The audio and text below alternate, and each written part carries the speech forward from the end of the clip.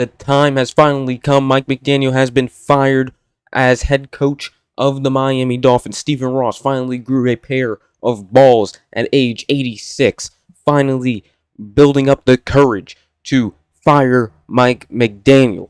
Thank fucking God, man. There's a video after the end of the year press conference where it seemed like Mike McDaniel was staying. I made a video and I was just going in. I couldn't control myself about why this guy should be fired, why he serves no purpose anymore, and why he shouldn't even be involved in the GM search. All that is no more. No more. Mike McDaniel gets his ass out of town. He can go wherever the hell he wants. I don't care. Thank God.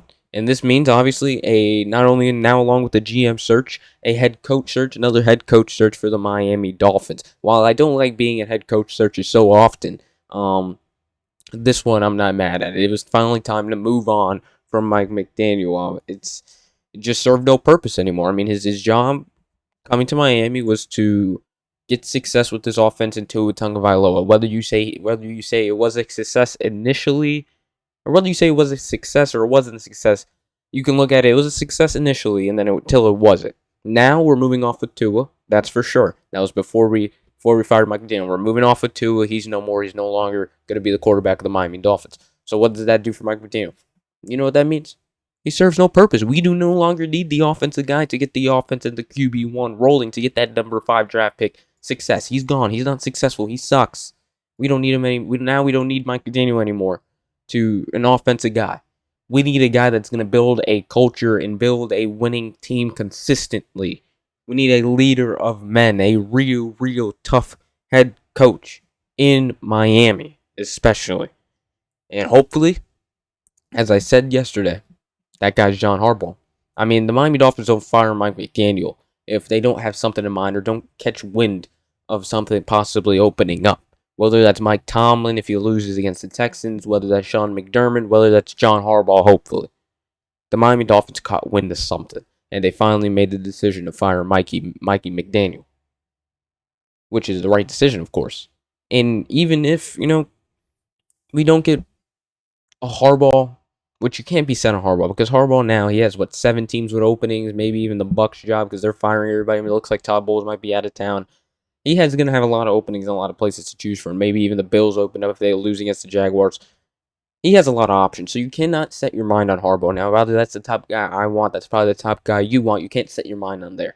You got to also be open to these other options and any other option available right now, even if they want to tell you that this is not a hot head coaching cycle with a clear number one and clear future Hall of Fame head coaches like last year with Ben Johnson, Vrabel, and all that. You got to realize anything's better than Mike McDaniel at this point. Anything, if you look into a leader, would be better than Mike McDaniel. Whether, even if it's Anthony Weaver, if it's Chris Shula, and if it's, I don't know who else is there. Anyone else is possibly better than Mike McDaniel at this point. You got to be open to other options, though. Harbaugh can't just harp on Harbs. Hopefully, of course, you do want the Super Bowl winning head coach, the guy that you've been wanting as fans forever, Sean Payton, Jim Harbaugh. Now you can finally get a John Harbaugh, super winning head coach with experience that you proved that he can lead teams, not these coordinators that come in and blow smoke up your ass, and then this is their first head coaching gig, so they're not really experienced, they're not really good at all even. Adam Gase, he went to the Jets, he still wasn't fucking good.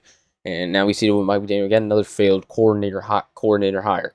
And also what I think led into this decision was last year you had all these teams looking for head coaching jobs. You had the Jaguars, you had the Buccaneers, you had the Bears, the Patriots, not the Buccaneers, I meant the Bears, the Patriots. And all those teams are top seeds in their conference, have home playoff games, and have success.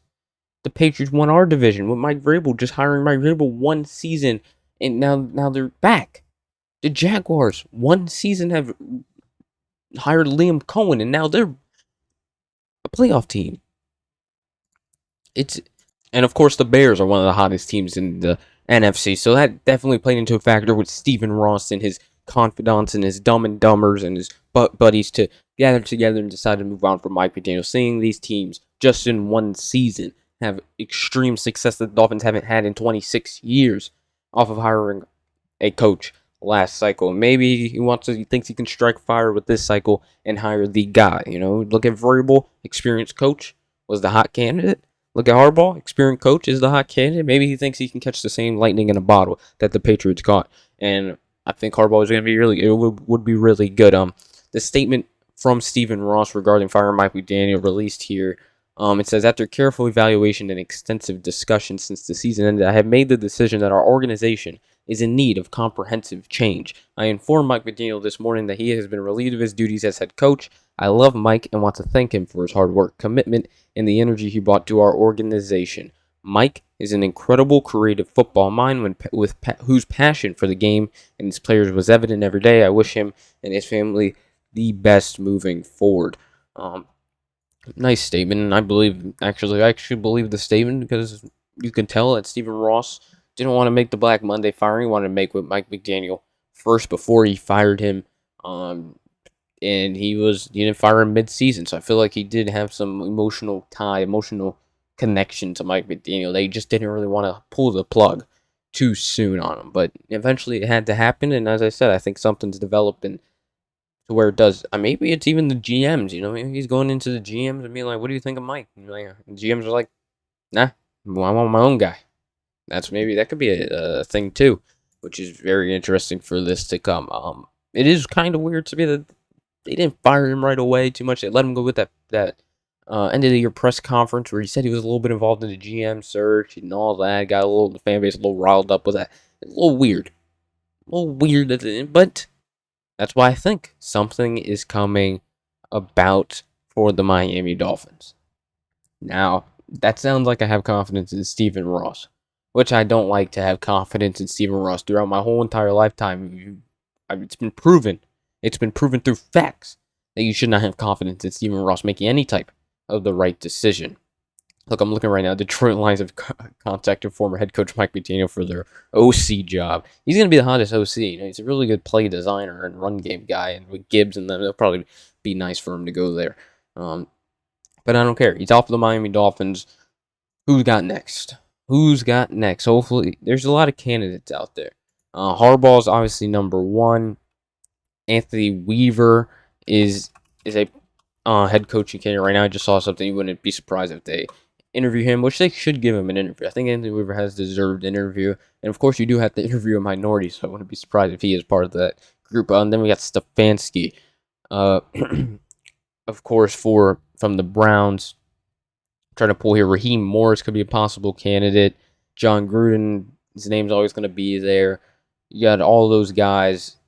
Cliff Kingsbury, Mike McCarthy, Brian Flores, that's not a candidate for Miami Dolphins, suing them. Robert Saleh, I hope not.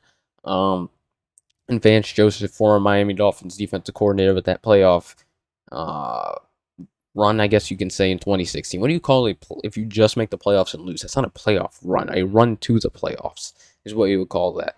Other than that, man, GM search continues. Now we got another search going on. It's the Miami Dolphins head coach search.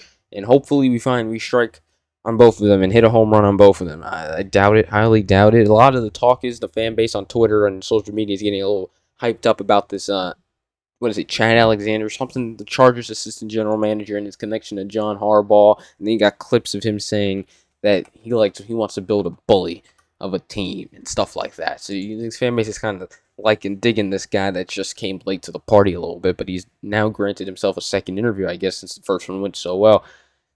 Maybe that's the guy. I don't know. I'm not Stephen Ross, nor do I want to be Stephen. Actually, I do, because I'll probably make better decisions than him. And that's for sure. Other than that, nothing else for him. Mike McDaniel finally fucking fired. We got him out of town. Much needed. His purpose is out. His purpose is done. There's no more purpose for him. Tua is gone. Tua sucked. Doesn't matter. We paid him, blah, blah, blah. Get Mike McDaniel out of town. We did it. I had no confidence in them doing it. But I'm not going to lie. They did what I didn't expect them to do, which is usually not the case. So I actually was very, very excited when I found the news out at around, 10:50, 11 o'clock. Insane. Other than that, let's go Dolphins. And of course tonight, go Canes.